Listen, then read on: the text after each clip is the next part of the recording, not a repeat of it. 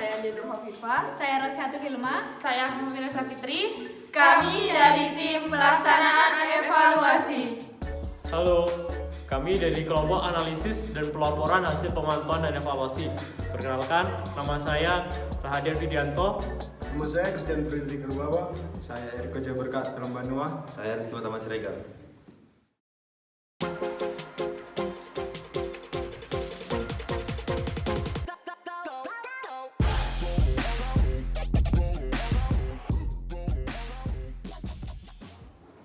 Baik, materi kali ini saya akan menjelaskan mengenai pelaksanaan evaluasi. Nah, yang pertama yaitu peran evaluasi. Ada 10 tahap yang dapat kita lalui dalam peran evaluasi ini. Yang pertama, melakukan penilaian secara cepat. Yang kedua, setuju untuk melakukan pengawasan dan evaluasi hasil iuran. Yang ketiga, memilih indikator kunci untuk memantau hasil luaran. Dan yang ke-10, menjaga kelangsungan sistem pengawasan dan evaluasi dalam organisasi. Nah, sebenarnya apa sih definisi evaluasi itu? Pasti rekan-rekan bertanya-tanya. Nah, evaluasi adalah sebuah penilaian dari perencanaan intervensi yang sedang berjalan atau sudah selesai untuk melihat relevansinya, ketepatgunaan, efisiensi, efektivitas, dampak, dan keberlangsungan. Tujuannya adalah untuk memasukkan pelajaran yang didapat ke dalam proses pengambilan keputusan. Nah, selanjutnya manfaat evaluasi itu apa aja? Yang pertama, sebagai sumber yang bermanfaat bagi pengambilan keputusan. Yang kedua, untuk mencari sebab atau penjelasan dari suatu masalah. Yang ketiga, untuk mengidentifikasi isu pada masalah yang dihadapi. Contohnya yaitu anak putus sekolah. Yang keempat, pengambilan keputusan berdasarkan alternatif terbaik. Yang kelima, mendukung reformasi sektor publik. Yang keenam yaitu membantu membangun konsensus di antara para pemangku kepentingan tentang bagaimana merespon suatu masalah. Evaluasi artinya informasi ada terdiri dari 3, yaitu strategi, operation, dan learning. Yang pertama, strategi. Apakah kita melakukan hal yang benar? Terdiri dari rasional atau justifikasi. Yang kedua, dasar teori yang benar. Yang kedua, operation. Apakah kita telah melakukan sesuatu dengan benar?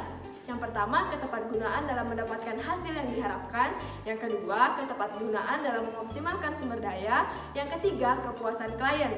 Learning, apakah ada cara yang lain yang lebih baik untuk digunakan, berupa cara-cara alternatif, praktik terbaik, dan pelajaran yang didapat. Karakteristik dari evaluasi yang baik terdapat 6, dapat dilihat pada gambar di samping ini. Yang selanjutnya yaitu 8 tipe pertanyaan yang dapat dijawab oleh evaluasi. Yang pertama, deskriptif, menjelaskan konten informasi yang disampaikan di satu negara atau daerah dalam pencegahan penyakit tertentu. Yang kedua, normatif atau penyesuaian, berapa hari selama setahun persediaan air minum daerah memenuhi standar yang ditetapkan. Hal ini dapat dilihat pada proyek, program, atau kebijakan telah memenuhi kriteria yang telah ditentukan. Korelasional, apakah hubungan antara tingkat melek huruf dengan jumlah guru terdidik di satu daerah. Berupa tunjukkan hubungan antara dua situasi atau kondisi, tapi tidak menyebutkan efek sebab akibat secara spesifik. Sebab dan akibatnya, apakah pengenalan bibit hibrida baru menyebabkan peningkatan hasil panen? Tetapkan hubungan sebab akibat dari dua situasi atau kondisi ini. Nah, selanjutnya itu logika program. Apakah rangkaian aktivitas yang direncanakan meningkatkan jumlah anak perempuan yang tetap bersekolah? Yang selanjutnya itu implementasi atau proses. Apakah sebuah proyek, program, atau kebijakan meningkatkan kualitas pasokan air di wilayah perkotaan? Yang ketiga, performa. Apakah hasil iuran dan dampak yang direncanakan dari sebuah kebijakan dicapai? Yang keempat, kesesuaian penggunaan alat kebijakan. Apakah pemerintah telah menggunakan alat kebijakan yang tepat dalam menyediakan subsidi dan bantuan bagi penduduk desa yang harus pindah ke tempat baru karena pembangunan bendungan baru? Berupa menetapkan apakah pemerintah memilih instrumen yang sesuai untuk mencapai tujuan-tujuannya. Kapan saat yang tepat untuk melakukan evaluasi? Nah, rekan-rekan semua, saat yang tepat untuk melakukan evaluasi adalah saat hasil pengukuran reguler memperlihatkan bahwa kinerja pelaksanaan menyimpang jauh dari yang direncanakan. Nah, pada foto yang pertama yang dapat kita lihat itu direncanakan berupa garis merah. Nah, selanjutnya aktual yaitu garis putus-putus. Nah, sekian presentasi dari saya, akan dilanjutkan kembali oleh rekan saya Musihatul Hilma. Terima kasih. Kemudian materi selanjutnya yaitu kapan saat yang tepat untuk melakukan evaluasi, yaitu saat kita ingin menentukan peran masing-masing desain dan implementasi pada hasil proyek, program, atau kebijakan. Selanjutnya yaitu berikut adalah lanjutannya. Yang pertama, diperlukan justifikasi untuk alokasi sumber daya dan alokasi dana untuk memiliki proyek, program, dan kebijakan yang berbeda. Kemudian, keputusan dibuat untuk menentukan apakah dilakukan ekspansi atau tidak. Ada periode panjang di mana tidak ditemukan perbaikan dalam suatu masalah. Kemudian, proyek-proyek, program-program, atau berbagai kebijakan yang mirip atau serupa dilaporkan dengan hasil yang berbeda-beda. Terdapat tekanan politik yang bertentangan di antara pembuatan keputusan dalam kementerian atau parlemen. Masyarakat protes terhadap kebijakan yang dikeluarkan pemerintah, dan yang terakhir yaitu untuk mengidentifikasi isu atau masalah yang muncul, misalnya anak putus sekolah. Selanjutnya yaitu bisa dilihat berikut adalah 6 jenis evaluasi. Yang pertama, performance logic change, proses implementation, impact evaluation, meta evaluation, case study, dan pre-implementation assessment. Selanjutnya yaitu berikut adalah penjelasannya. Yang pertama, performance logic chain, yaitu menanyakan pertanyaan-pertanyaan tentang logika dasar sebab akibat dari proyek, program, atau kebijakan. Selanjutnya yaitu menanyakan tentang alasan atau justifikasi urutan aktivitas dari proyek, program, atau kebijakan. Dan yang terakhir, menanyakan mengenai hal yang logis mengenai mencapai efek yang dimaksudkan berdasarkan riset dan pengalaman sebelumnya. Yang kedua yaitu pre-implementation assessment, yaitu evaluasi awal dari sebuah proyek, program, atau implementasi strategi kebijakan untuk menjamin bahwa 3 standar terpenuhi. Apa itu 3 standar? Yang pertama, tujuan didefinisikan dengan baik.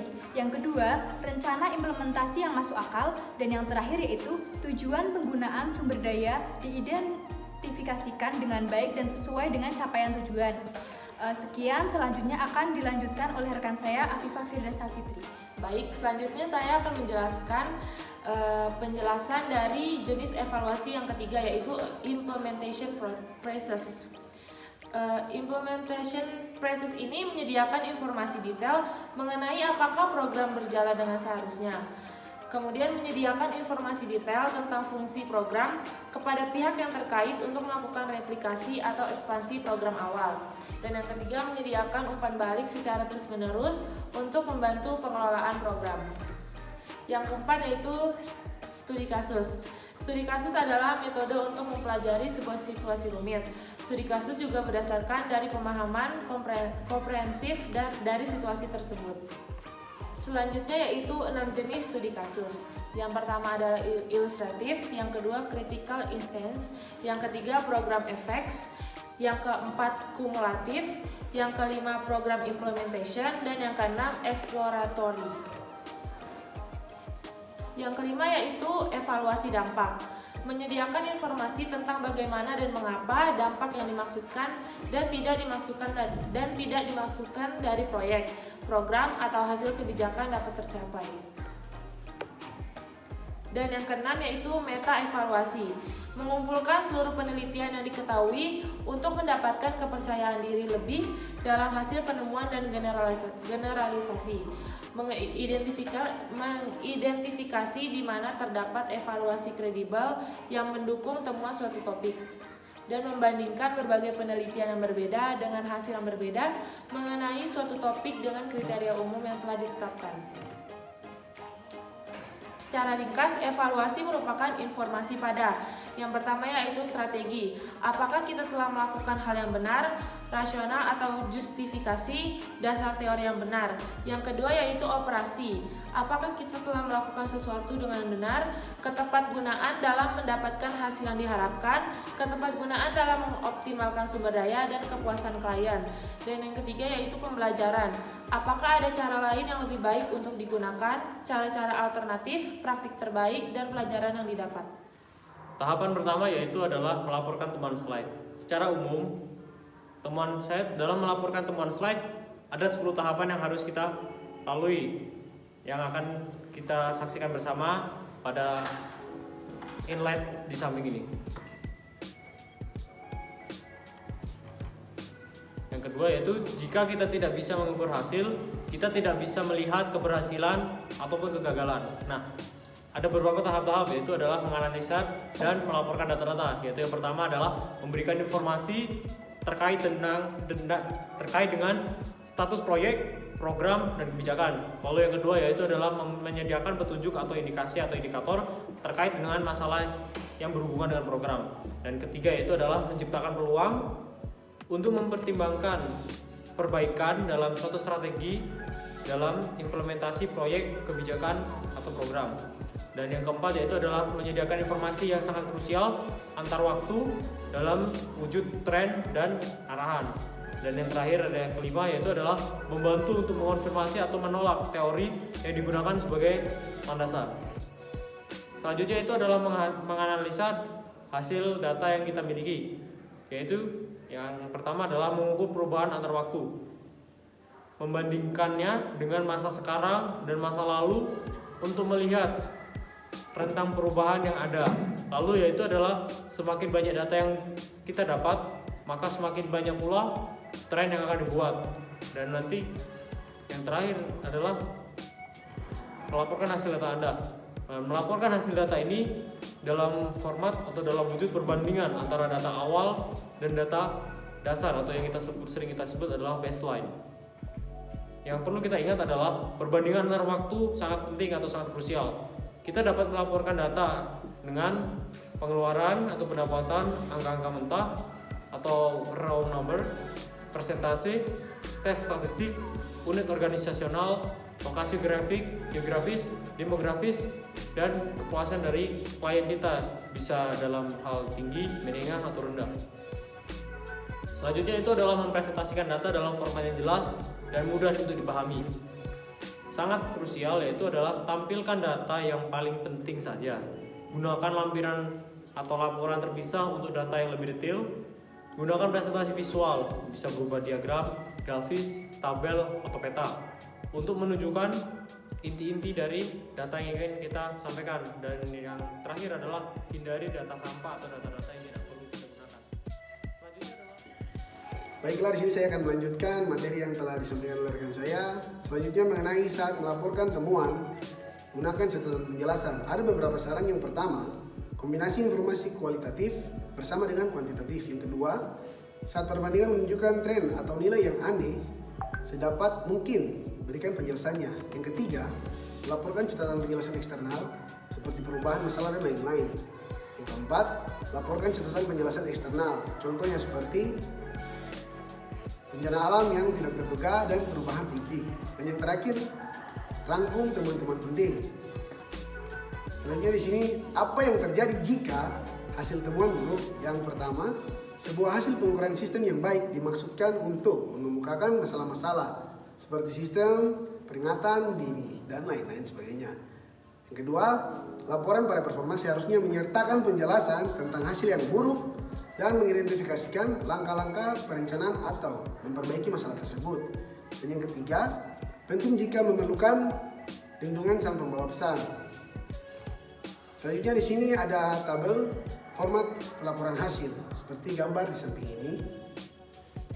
Baik, selanjutnya ringkasan menganalisa dan melaporkan data. Yang pertama, menyediakan informasi tentang suatu status proyek, program, dan kebijakan. Yang kedua, menyediakan indikasi atau petunjuk mengenai masalah yang dihadapi. Yang ketiga, menciptakan peluang untuk perbaikan dalam strategi implementasi proyek, program, dan kebijakan. Yang keempat, menyediakan informasi penting antar waktu mengenai pelaksanaan dan pencapaian proyek, program, atau kebijakan. Selanjutnya di sini ada melaporkan temuan. Yang pertama, melakukan penilaian secara cepat. Yang kedua, setuju untuk melakukan atau melaksanakan pengawasan dalam evaluasi hasil tersebut. Yang ketiga, memilih indikator kunci untuk memantau hasil laporan tersebut. Yang keempat, dasar-dasar dan indikator sampai sejauh mana kita. Yang kelima, merencanakan perbaikan, memilih sasaran hasil. Yang keenam, pengawasan hasil. Yang ketujuh, peran evaluasi. Yang kedelapan, melaporkan temuan. Yang kesembilan, menggunakan hasil temuan tersebut. Dan yang kesepuluh, mengapa kelangsungan sistem pengawasan dan evaluasi dalam organisasi ini.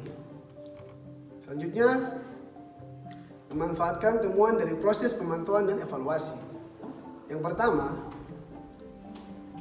memenuhi kebutuhan pemerintah sebagai pengelola program dan tuntutan publik tentang kuantibilitas. Yang kedua, membantu merumuskan dan memberikan saran dan perencanaan dan penganggaran tersebut.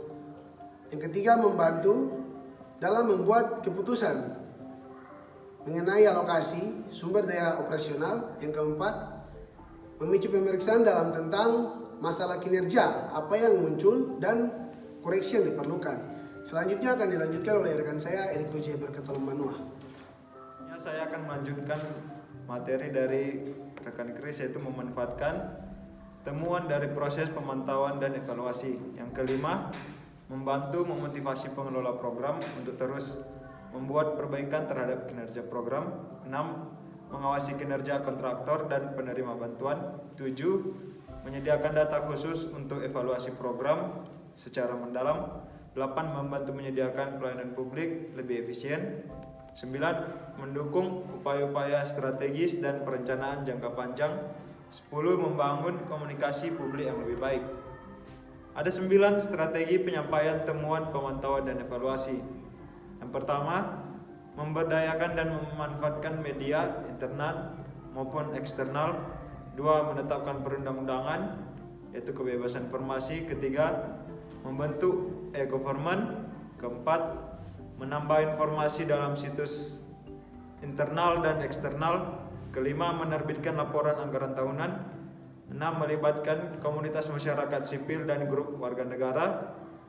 7. Memperkuat pengawasan parlementer. 8. Memperkuat lembaga pemeriksa. 9. Membagi dan membandingkan hasil temuan dengan mitra pembangunan. Ada 10 langkah menjaga kelangsungan sistem P dan E di dalam organisasi Anda. Pertama, melakukan penilaian secara cepat. 2. Setuju untuk melakukan pengawasan dan evaluasi. 3. Memilih indikator kunci untuk memantau hasil. 4. Data dasar dan indikator. 5. Merencanakan perbaikan. 6. Pengawasan hasil. 7. Peran evaluasi. 8. Melaporkan temuan. 9. Menggunakan hasil temuan. 10. Menjaga kelangsungan sistem pengawasan dan evaluasi. Komponen penting dalam sistem pemantauan dan evaluasi terdapat ada 6. Pertama, permintaan. 2. Pembagian tugas dan tanggung jawab. 3. Informasi yang kredibel dan bermanfaat. 4. Akuntabilitas. 5. Kapasitas. 6. Insentif.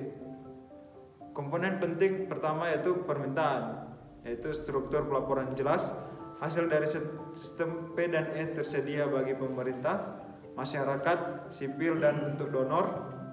Terhubungkan dengan perencanaan dan penganggaran. Kesadaran pemerintah atau pengelola program akan arti penting informasi ini. Dan yang terakhir, bentuk pertanggungjawaban pemerintah kepada masyarakat. Selanjutnya, komponen penting kedua yaitu tugas dan tanggung jawab yang jelas. Pertama, menetapkan jalur organisasi otoritas formal untuk mengumpulkan, menganalisis, dan pelaporan informasi kinerja. Kedua, menerbitkan panduan yang jelas tentang siapa yang bertanggung jawab terhadap sistem komponen. 3. Membangun sebuah sistem yang terintegrasi antar unit dalam satu level maupun antar tingkatan. Terakhir, membangun sistem permintaan untuk hasil informasi pada setiap tingkat di mana informasi dikumpulkan dan dianalisa.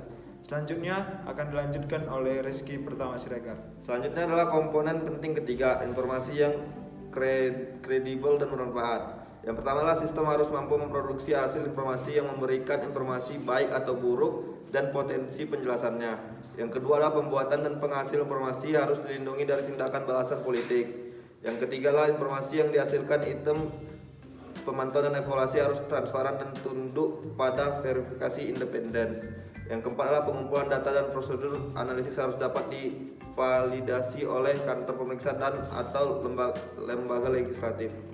Selanjutnya adalah komponen penting keempat, akuntabilitas. Yang pertama adalah organisasi masyarakat sipil memainkan peran dan mendorong transparansi informasi. Yang kedua adalah media, sektor swasta dan parlemen semua memiliki peran untuk memastikan bahwa informasi yang tepat waktu, akurat dan dapat diakses. Yang ketiga adalah kegagalan dari sebuah program harus mendapat sanksi.